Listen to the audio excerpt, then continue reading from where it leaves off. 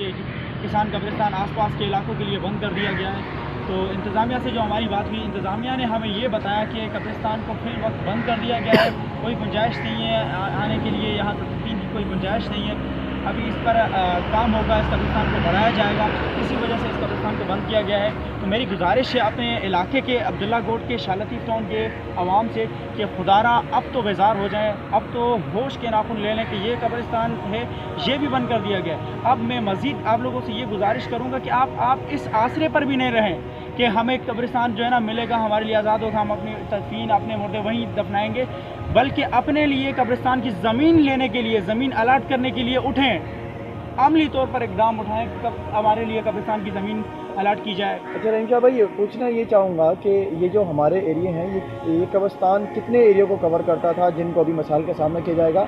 और दूसरा सवाल मेरा ये है कि ये कब्रिस्तान जो है कितने महदूद वक्त के लिए बंद किया गया है या हमेशा के लिए किया गया है? इंतज़ामिया के साथ आपकी बात हुई है, उनका इस बारे में क्या कहना है? जी उस्मान भाई, आपके पहले सवाल का जवाब देता चलूँ कि ये जो कब्रिस्तान किसान कब्रिस्तान बंद कर दिया गया है, इससे पहले अब्दुल्ला गोट के सामने कब्रिस्तान था, चौकंडी कब्रिस्तान के साथ वाला कब्रिस्तान जो आसपास के इलाकों के लोगों की तदफीन के लिए होता था, वहाँ अब्दुल्ला गोट के लोग, शाह लतीफ़ टाउन के लोग और आसपास की छोटी आबादियों के लोग वहाँ पर तदफीन होते थे।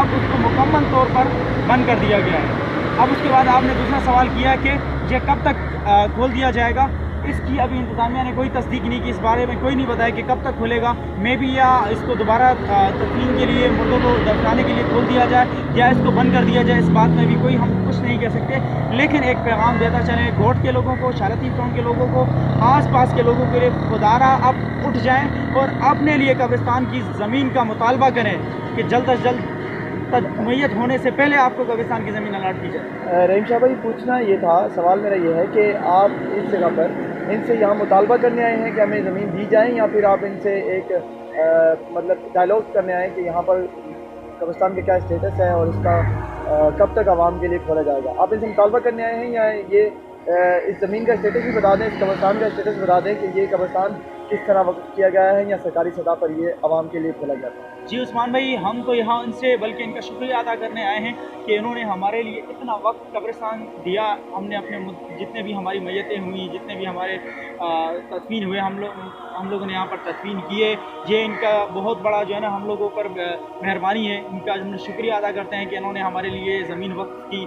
और मैं अभी गोट के लोगों से कहता हूँ कि अब इस आसरे पर आप लोग ना रहें कि मज़ीद भी अगर हम लोग को ये ज़मीन दें कब्रिस्तान के लिए, तो ये हमारी ज़मीन है, ये छोटी सी ज़मीन है और ये भर सकती है। आगे के लिए मुस्तकिल कब्रिस्तान की ज़रूरत पड़ेगी आसपास के इलाकों के लिए। आप क्या समझते हैं कि ये सिर्फ अब्दुल्ला गोट के लिए परेशानी नहीं है, इसके अलावा भी आसपास की जितनी भी आबादी हैं, जिससे डिस्ट्रिक्ट मलिर का सबसे बड़ा जो MD की हाउसिंग स्कीम है शाह लतीफ़ टाउन, इसके अलावा मंजिल पम्प तक और स्टील टाउन तक, ये तमाम एरिया इससे मुतासर होगा या सिर्फ अब्दुल्ला गोट का ही मसला है? इससे न सिर्फ अब्दुल्ला गोट मुतासर है बल्कि शाह लतीफ़ टाउन भी मुतासर है। अब्दुल्ला गोट के साथ हसन नगर मोहल्ला है, उसकी भी बहुत बड़ी आबादी है, उसके साथ पीछे मूसा गोट के साथ आबादी टच होती है खेती के नाम से, वो भी बहुत बुरी तरह इससे मुतासर होगा। और जितनी तकरीबन मैं समझता हूँ कि जितनी भी आवाम है अब्दुल्ला गोट की, शाह लतीफ़ टाउन की बहुत ज़्यादा आवाम है, वो सारे इससे मुतासर होंगे।